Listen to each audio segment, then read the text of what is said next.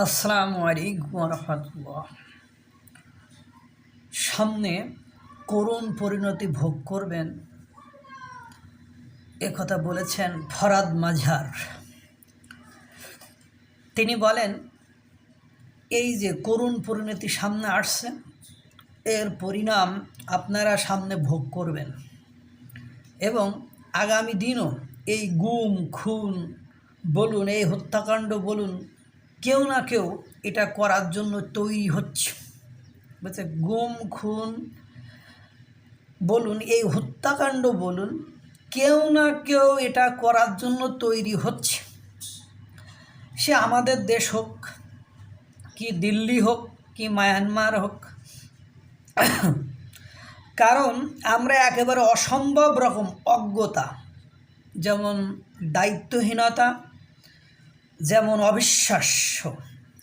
পৃথিবীর এমন কোনো জনগোষ্ঠী নাই যারা এমন দায়িত্বহীন, এবং এটা সলভ করার তাদের কোনো প্রচেষ্টা নাই। এবং দেখছি গণমাধ্যমে কোনো আলোচনা নাই। আয়নাঘর বলে কিছু ছিল না আমাদের। আমরা নিজেরা কতটা বিপদের মধ্যে পড়েছি যে আমরা কতটা অজ্ঞ যে নিজেরাই বিষয়টি ধরতে পারছি না। উনি এরকম বলতে চেয়েছিলেন যে পুলিশ যে হত্যা হলো, বর্তমান সময়ে সেনাবাহিনীর ম্যাজিস্ট্রেসি পাওয়ার দেওয়া হয়েছে, সেটা দিয়েও সমস্যার সমাধান কিন্তু হচ্ছে না।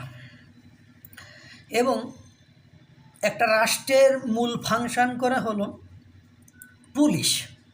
সেই পুলিশ যে হত্যা করা হলো, তাদের বিচার করা হয়নি, বা তাদেরকে যেভাবে অবহেলা করা হচ্ছে, তাতে করে তারা ফাংশন না করাটাই যুক্তিসঙ্গত।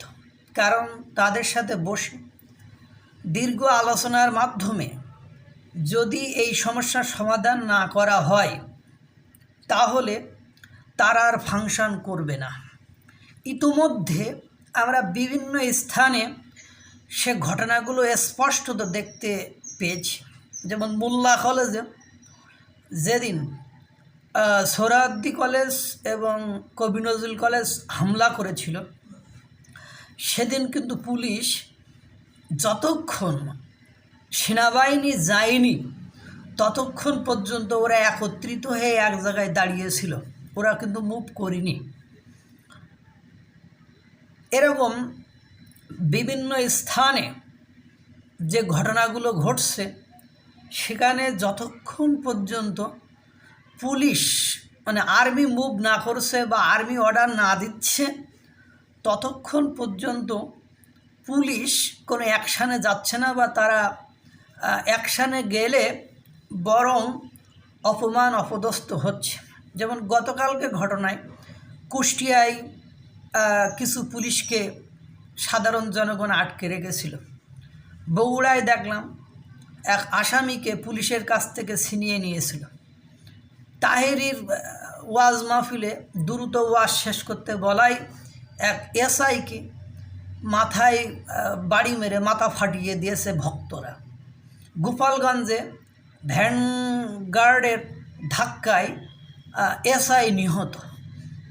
এবং শহীদ বুদ্ধিজীবী কবরস্থানে পুলিশকে প্রকাশ্যে গণ অভ্যুত্থানে আহত ছাত্ররা সরি বলার জন্য হুমকি দিচ্ছে, থ্রেট করতেছে, নাহলে আইজিপির সাথে কথা বলে তার চাকরি খেয়ে নেবে, অথবা ওখানে যে ডিবি উপস্থিত তাকে স্টেপ নিতে বলছে। এবং গণ অভ্যুত্থান থেকে শুরু করে আজ পর্যন্ত আপনারা বিষয়টা খেয়াল করলে দেখবেন, পুলিশ সর্বত্রই ট্যাগের মধ্যে পড়ছে। যদি তারা ছাত্রছাত্রীর বিরুদ্ধে কোনো অ্যাকশানে যায়, তাহলে তার গায়ে আওয়ামী লীগের পুলিশ বলে ট্যাগ দিচ্ছে। এবং পুলিশে যেমন রাষ্ট্রপতির বাসার সামনে পুলিশে আর্মি অ্যাকশানে যেতে বলল, পুলিশ অ্যাকশানে গেল, পরবর্তীতে এই পুলিশকে জনগণ পিটালো, আর্মি দাঁড়িয়ে দাঁড়িয়ে দেখ।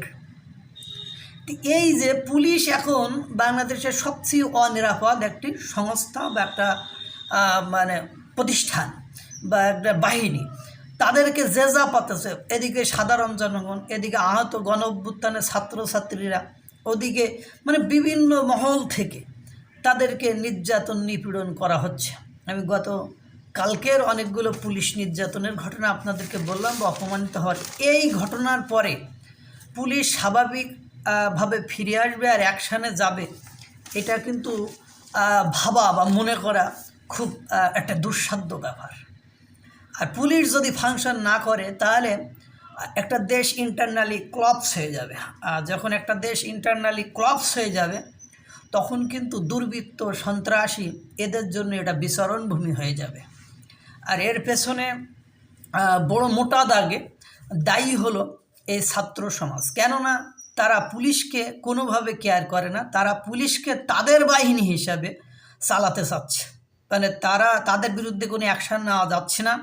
তাদের বিরুদ্ধে অ্যাকশান নিলে বা তাদেরকে গ্রেপ্তার করলে, তারা কোনো অন্যায় করলে, কোনো কাজ করলে সেটা উপর থেকে প্রেশার আসতেছে।